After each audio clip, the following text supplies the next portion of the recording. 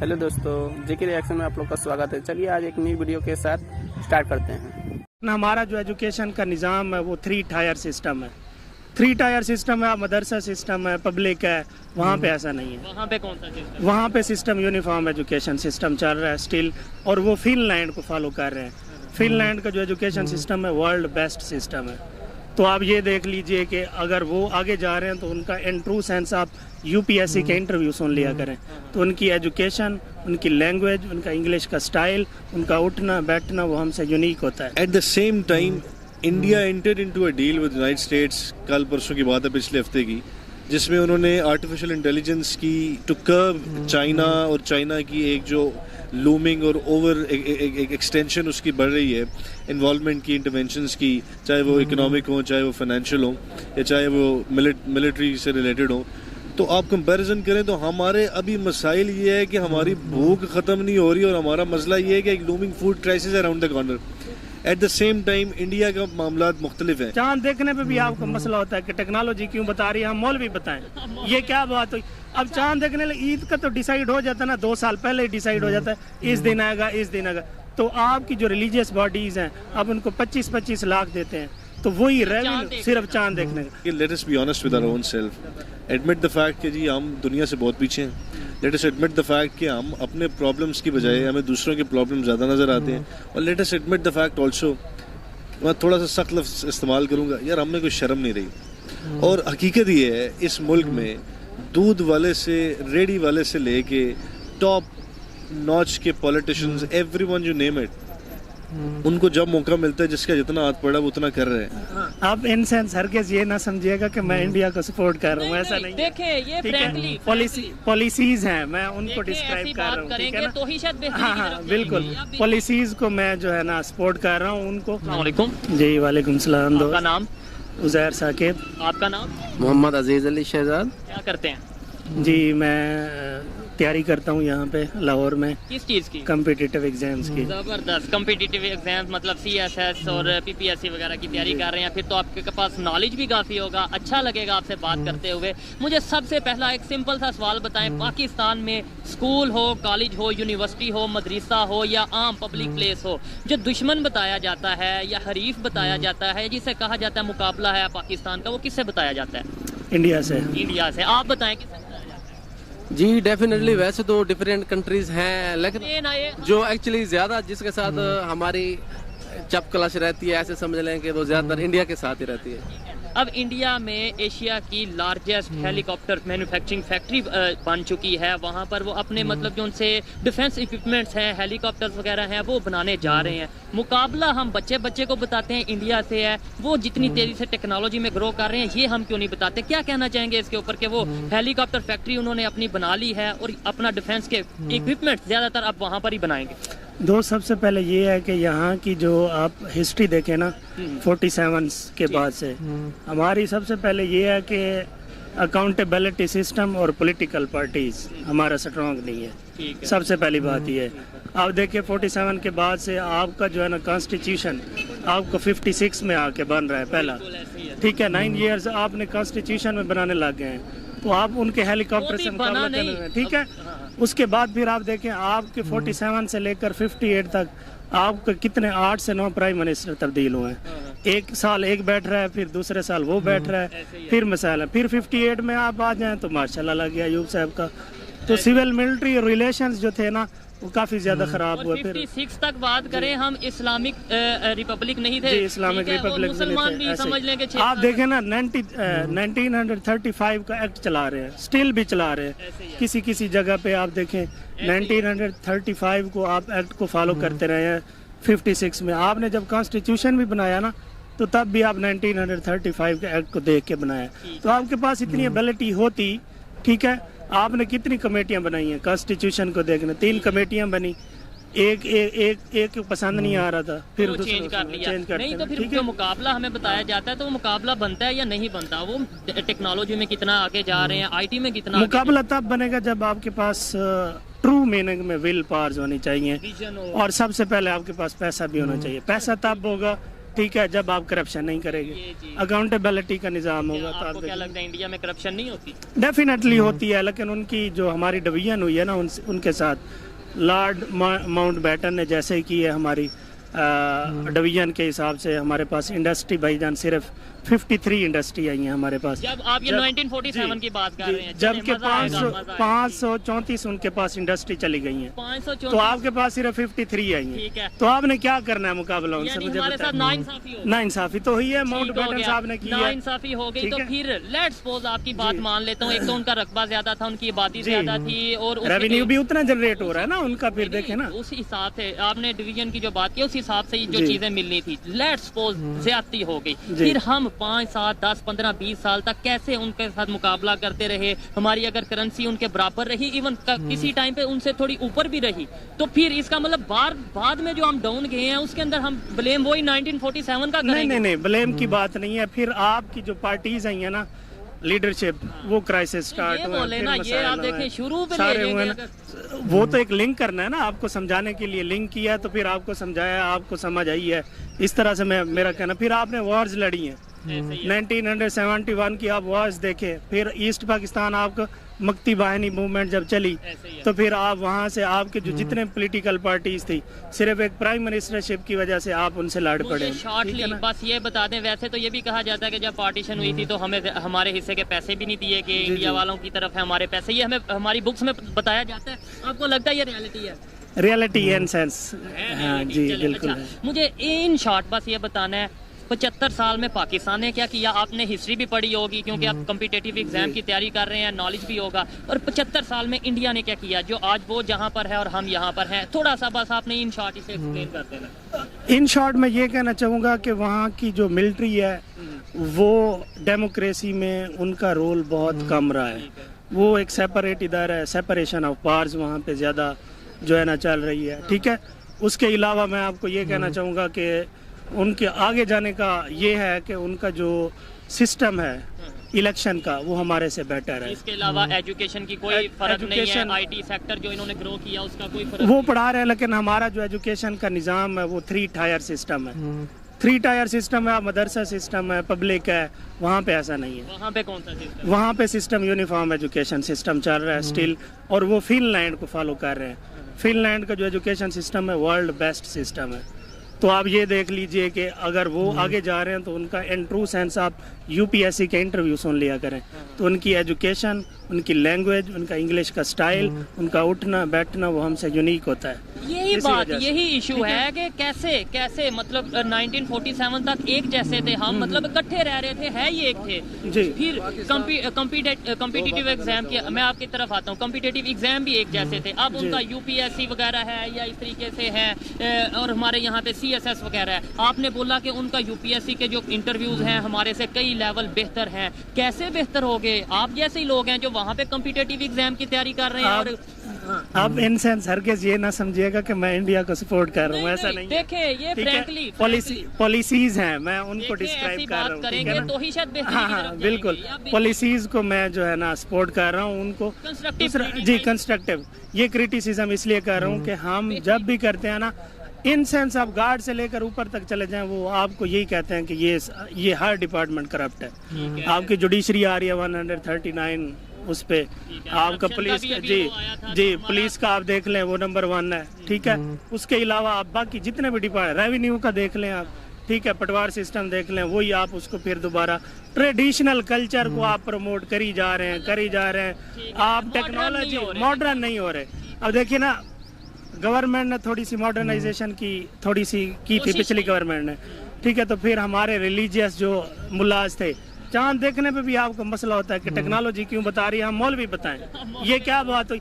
अब चांद देखने लगे, ईद का तो डिसाइड हो जाता है ना, 2 साल पहले ही डिसाइड हो जाता है, इस दिन आएगा इस दिन आएगा।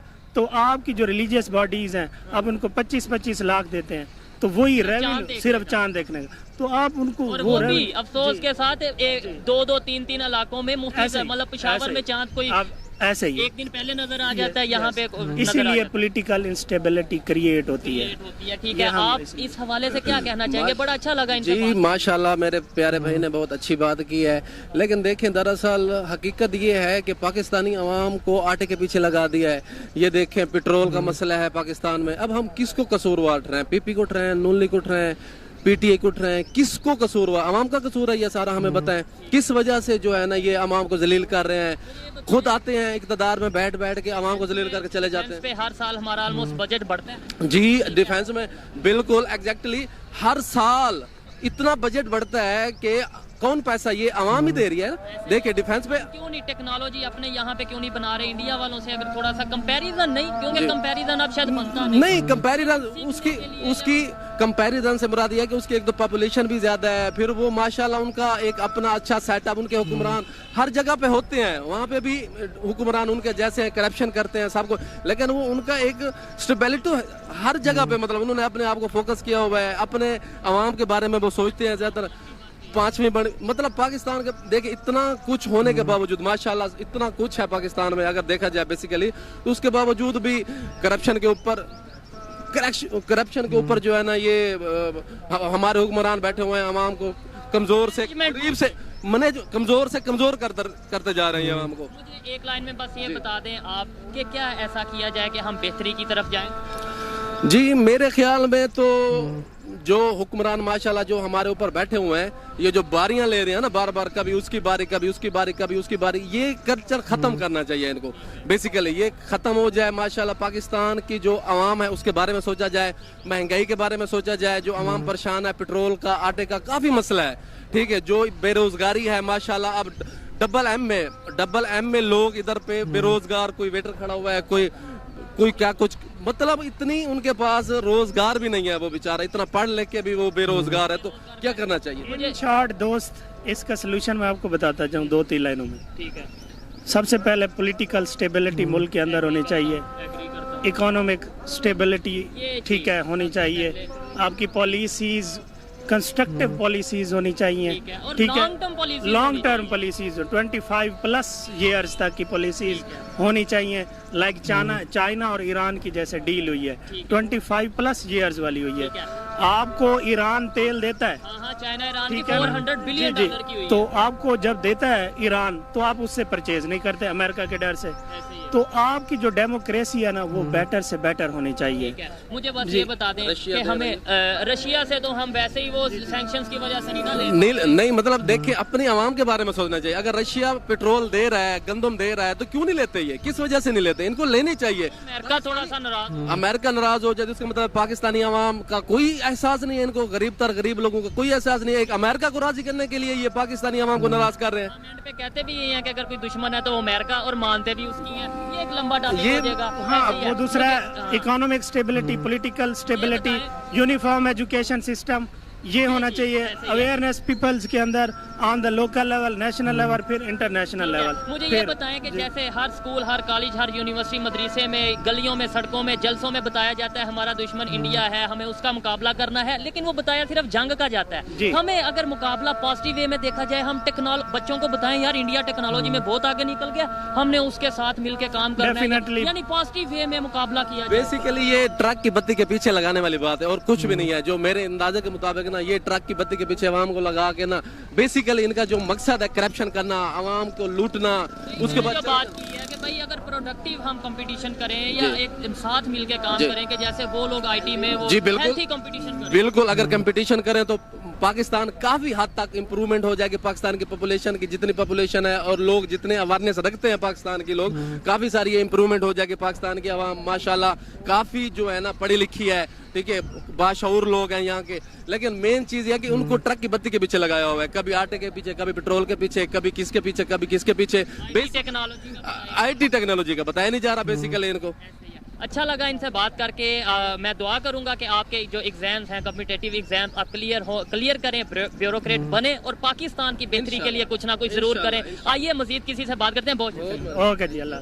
अस्सलाम वालेकुम। जी वालेकुम सलाम। आपका नाम? मेरा नाम बैरिस्टर हसन पन्नू है जी। ठीक है, ज़बरदस्त। मैं जिस टॉपिक पे वीडियो रिकॉर्ड कर रहा हूँ वो टॉपिक ये है कि अगर डिफेंस इक्विपमेंट्स की बात करें या फिर ओवरऑल टेक्नोलॉजी की बात करें, पाकिस्तान में इतनी अवेयरनेस अभी क्यों नहीं आ रही? पाकिस्तान की गवर्नमेंट हो या पब्लिक हो, टेक्नोलॉजी के हवाले से हम क्यों नहीं वर्क कर रहे? कोई भी चीज़ है हम कभी चाइना से लेते हैं, कभी US से लेते हैं, कभी रशिया से लेते हैं। देखिए, ये जो आपने सवाल किया है इसके ना मुख्तलिफ फेसेट्स हैं।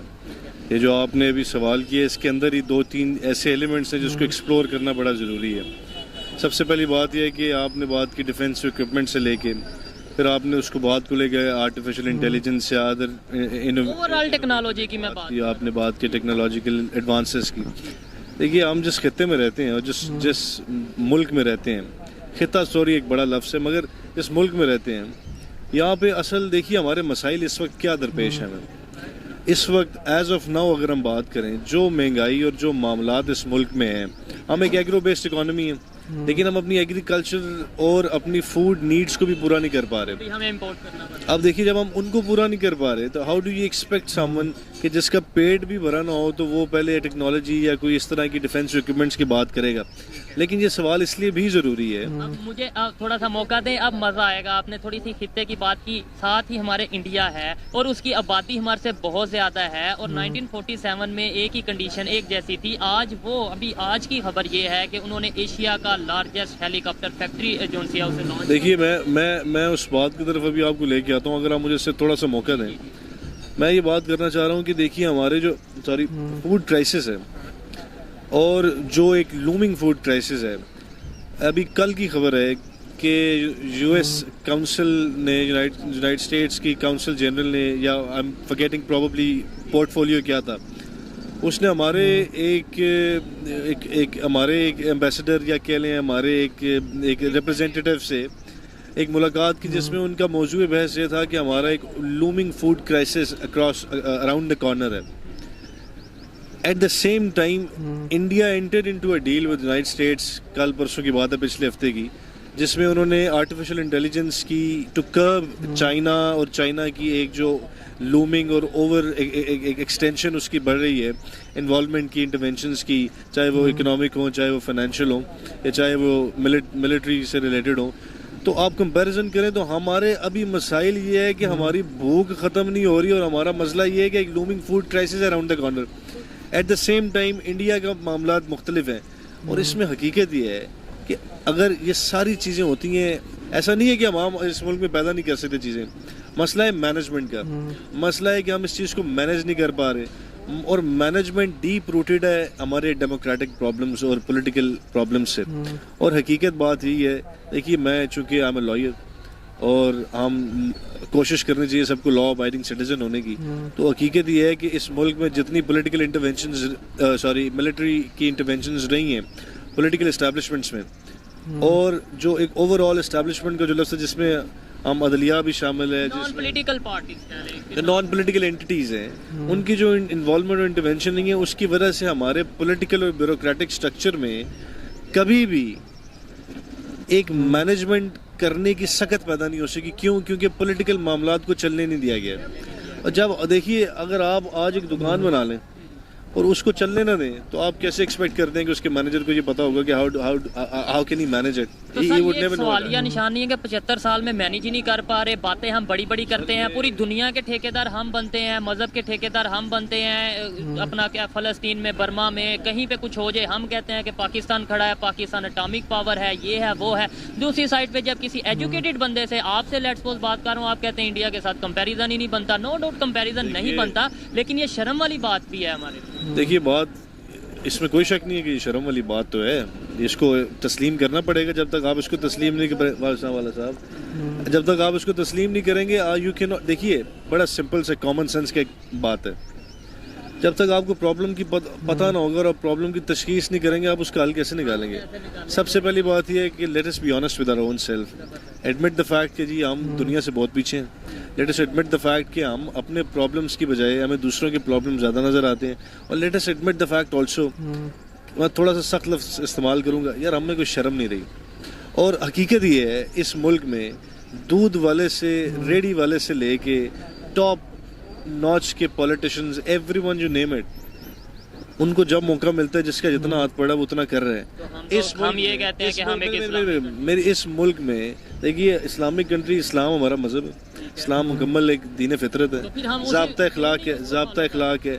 लेकिन इस मुल्क का अलमिया ये है कि हजूर इसमें हराम कमाना हलाल हो चुका है। तो जब हराम कमाना हलाल हो चुका है तो फिर आप एक्सपेक्ट ना करें कि जी हमारे इदारे या हमारे टॉप नॉच के ब्यूरोक्रेट्स, जुडिशरी में बैठे लोग, पॉलिटिशियंस को एक बेहतर काम करेंगे। वो क्यों करें यार? देखिए, जब उनके घर दूध जाएगा और दूध वाला दूध में पानी डाल के बेच रहा है, हमारे घर, आपके घर, अब मेरा मकसद माइक्रो से मैक्रो लेवल तक करप्ट टू द कोर है हम।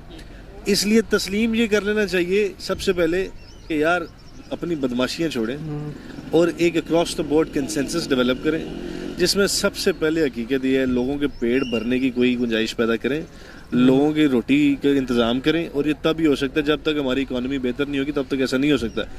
और जिस मुल्क में जिस घर च भुख पई होए ना, तुसी किवें आखोगे वो चंद तारियां दी गल करेगा, ते रोटी जिहड़ी है ना बंदे खा जाती होंदी है। इसलिए वो कहते हैं सबसे बड़ा मजहब और इसलिए सच्ची बात ये कि एक पॉलिटिकल डायलॉग होना चाहिए, पॉलिटिकल डिस्कोर्स होना चाहिए। जब ये सारे मामला होंगे, आपकी पॉलिटिक्स भी बेहतर होगी, आपकी जमहूरियत भी बेहतर होगी, आपके इदारे बेहतर काम करेंगे। एक क्या कहते हैं, इस कंसेंसस के साथ साथ एक अकाउंटेबिलिटी का भी मामला बनाएं। जब ये मामला आप कर लेंगे, फिर आप वाकई सोच सकते हैं कि हमने खला में जाना है। इस टाइम, इस भूख की आलम में ये मुल्क एक ही चीज़ सोच सकता है कि पता नहीं असम बचना भी है कि नहीं। देखें जी, हम टॉपिक्स तो डेली करते हैं, डेली लोगों से बात भी करते हैं, लेकिन अक्सर जब ऐसे लोग मिलते हैं तो मैं खुद लाजवाब हो जाता हूं। जब वो रियलिटी हमें दिखाते हैं, हमारे सामने जो पाकिस्तान की बिल्कुल रियलिटी है वो सामने लेकर आते हैं। ये बताते हैं कि पहले हम रोटी पूरी करें या डिफेंस की तरफ जाएं, पहले रोटी पूरी करें या टेक्नोलॉजी का सोचें। लेकिन हल क्या है बेहतरी की तरफ? कैसे, मतलब हम डिफेंस का बजट भी बढ़ाते हैं, फिर भी हम बेहतरी की तरफ नहीं जा रहे। मेरी और आपकी क्या जिम्मेदारी है as a youth, as a educated Pakistani citizen?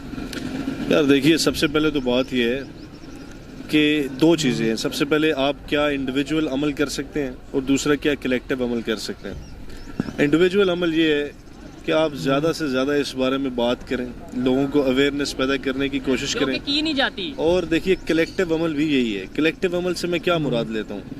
Collective अमल ये है कि रियासत की जिम्मेदारी है कि वो अवेयरनेस, और जो हमारा फंडामेंटल राइट टू एजुकेशन भी है, अगर आप लोगों में अवेयरनेस नहीं पैदा करेंगे, लोगों को एजुकेट नहीं करेंगे, लोगों को उनके सिविक राइट्स और ड्यूटीज़ का नहीं पता होगा, जो कॉरस्पॉन्डिंग राइट्स एंड ड्यूटीज़ हैं। इंडिया में एनर्जी वीक चल रहा है, जिसके अंदर वो सोलर एनर्जी की इंपॉर्टेंस बता रहे हैं, रैली वगैरह निकलेगी, ग्रीन एनर्जी की इंपॉर्टेंस बता रहे हैं। हमारे यहाँ पे भी रैलियाँ निकलती हैं, एहतजाज होते हैं, लेकिन वो होते हैं जेल भर दो, वो होते हैं मतलब वो चोर है, मैं चोर नहीं हूँ। देखिए, ऐसा देखिए, late us be frank and honest, ऐसा नहीं है कि इंडिया में भी ये वाले मामलात नहीं होते। हम एक ही खित्ते के लोग हैं और हम एक ही किस्म के लोग हैं।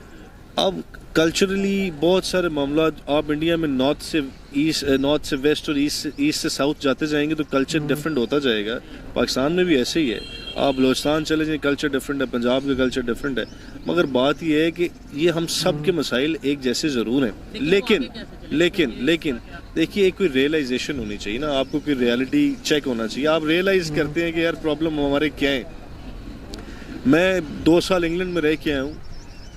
ये जो पढ़ी लिखी कौमें हैं ना, इन्होंने एक सच्ची बात ये है, देखिए ये मुल्क अभी 70-75 साल हुए हैं, एक टाइम लगता है कौम को बनते हुए। यूरोप ने भी रेनेसां के बाद एक दोबारा से उनका एवोल्यूशन हुई थी और दोबारा से उनके अंदर मामलात बेहतर होना शुरू हुए थे। अब इस रेनेसां के गुजरे भी सदियां हो चुकी हैं। अब बात सिर्फ हकीकत ये है, हम ये नहीं कह सकते कि 70-75 सालों में हमने क्या कहते हैं, एक थोड़ा टाइम है तो हमने कुछ सीखना नहीं है। मगर मेरी बात सुनिएगा, मेरी बात यह है कि हमने दूसरों की गलतियों से भी तो सीखना है ना। हम उन 70-75 सालों में जो across the board, across the world जो मामला चल रहे हैं, हम उनसे भी सीख सकते हैं। अब मैं इंग्लैंड 2 साल रह के आया हूँ। पॉइंट ये है कि नेशनल इंटरेस्ट पे कहीं ना कहीं जाके तमाम पॉलिटिकल पार्टीज का, तमाम इदारों का, तमाम रियासती इदारों का एक कंसेंसस डेवलप हो जाता है। उन्होंने नेशनल इंटरेस्ट को डिफाइन किया हुआ है। हमारे यहाँ नेशनल इंटरेस्ट की कोई डेफिनेशन नहीं है, पहली बात। और दूसरा, अगर तो डेफिनेशन होगी और उस डेफिनेशन की आड़ में अगर हमारी ज़ात आ रही होगी तो हम ये समझते हैं कि नेशनल इंटरेस्ट को कुर्बान कर देना चाहिए। यूरोप या पढ़ा लिखा माशरा ये नहीं समझता। क्यों? क्योंकि उन्हें पता है उनकी अगली नस्लों की बका इस नेशनल इंटरेस्ट के साथ है। हमारी अगली नस्लों की बका क्या है? कि हमारी पार्टी ज्यादा से ज्यादा कि हमारी औलादें इक़्तिदार में रहें और हमारी औलादें को कोई मसला है तो वो इंग्लैंड चले जाएं। I am one of those few people honestly इस वक्त जो इंटेलेक्चुअल बैंक्रप्सी का मुल्क जिसका दो चार हो रहा है ना, ये भी एक बड़ा इंपॉर्टेंट एलिमेंट है। हमारे graduates every year some time ago probably a month ago Dawn में एक कॉलम आया था, 8 लाख के करीब जो ग्रेजुएट आप देखिए कितनी ज़्यादा इंटेलेक्चुअल बैंक्रप्सी इस मुल्क में हो रही है। I am probably one of those few people जो समझते नहीं यार हमें वापस आ जाना चाहिए, हम काम करना चाहिए। I went to England, I did my masters from there, फिर मैंने अपने बार लॉ की डिग्री वहाँ से की। I am a qualified barrister and then I decided to come back to Pakistan. उसके पीछे बहुत सारे मोहरकात होंगे। पाकिस्तान के लिए बस यहाँ पे वाइंड अप करते हैं। बस ये बता दें आप पाकिस्तान के लिए यहाँ आए हैं, बहुत अच्छी बात है, मुझे बड़ी खुशी हुई है जान करके। एजुकेटेड जैसे यहाँ से जा रहे हैं, कुछ लोग वापस भी आ रहे हैं, क्या करेंगे, क्या प्लान है पाकिस्तान की बेहतरी के लिए? आपके पास क्या प्लान है? मतलब कुछ सोचा यार एज ए इंडिविजुअल आप क्या करें? देखिए एज एन इंडिविजुअल मैं ये समझता हूँ जो मेरी तरबियत है, सबसे पहली बात ये है रसूलुल्लाह ने फरमाया था कि इस मुसलमान हर काम कर सकता है, वो झूठ नहीं बोल सकता। ये तमाम बुराइयों की जड़ भी है। ये इससे बहुत सारे फेक एलिमेंट्स भी जन्म लेते हैं, इससे बहुत सारी ऐसी चीज़ें भी जन्म लेती हैं जिनका कोई हकीकत में तसव्वुर नहीं होता। जिस सोसाइटी में लेट से हम बैठना चाहते हैं, हम बहुत सारी चीज़ों को फेक भी करते हैं। इंडिविजुअल मैं बात कर सकता हूँ, प्लान सिर्फ इतना है कि यार जो काम हम करना चाहते हैं, जो कर रहे हैं, उसको ईमानदारी से करें। If I am let's say an advocate, if I am a lawyer, तो मुझे ये करना चाहिए कि यार मुझे एटलीस्ट अपने क्लाइंट के साथ झूठ नहीं बोलना चाहिए, मुझे कोर्ट को मिसलीड नहीं करना चाहिए, मुझे इंटरेस्ट ऑफ जस्टिस के लिए काम करना चाहिए, मुझे अपना मैं ब्रीफ मिलता है, कोई केस मिलता है, तैयारी करके अदालत में जाना चाहिए, मुझे अदालत का भी वक्त ज़ाया नहीं करना चाहिए, अपना भी वक्त ज़ाया नहीं करना चाहिए, क्लाइंट का भी वक्त ज़ाया नहीं करना चाहिए। ये मेरी एक प्रोफेशनल रिस्पॉन्सिबिलिटी है, प्रोफेशनल कंडक्ट का हिस्सा है। सेकेंडली एक सोसाइटल एलिमेंट भी होता है, मुझे अपनी सोसाइटी में house ever positively I can contribute, मुझे वो करना चाहिए। And if I can do that and if I will do that which in fact is the plan, if I eventually it turns out कि जी मैं वो कर रहा हूँ, फिर मैं समझता हूँ यार एटलीस्ट कोई ना कोई पॉजिटिव कंट्रीब्यूशन तो मैंने की है। और अगर हर बंदा अपने अपने हिस्से की पॉजिटिव कंट्रीब्यूशन करेगा तो यार मुझे नहीं समझ आती कि तब्दीली कैसे नहीं आएगी। बहुत अच्छा लगा बात करके, बहुत इंस्पायरेशन रही ये गुफ्तगू। और मैं यहाँ पर ये कहना चाहूँगा, हम जिससे भी बात करते हैं ज़्यादातर यही कहते हैं जी गवर्नमेंट की ये जिम्मेदारी, गवर्नमेंट की वो जिम्मेदारी, गवर्नमेंट ने हमें इस पोजीशन तक पहुँचा दिया। लेकिन इस गुफ्तगू से ऐसा लगता है कहीं ना कहीं मेरी भी, इनकी भी, एज ए इंडिविजुअल हर पाकिस्तानी की जिम्मेदारी है कि हम अपनी रिस्पॉन्सिबिलिटीज़ को पूरा करें। हम गवर्नमेंट पर करप्शन का अगर इल्ज़ाम लगाते हैं तो अपने गिरेबान में भी जाके क्या हम अपनी रिस्पॉन्सिबिलिटीज़ को पूरा ईमानदारी के साथ कर रहे हैं या नहीं। अच्छा लगा आपसे बात करके। नहीं सर, आप मुझे भी बड़ा अच्छा लगा। Thank you for the time and pleasure is all mine.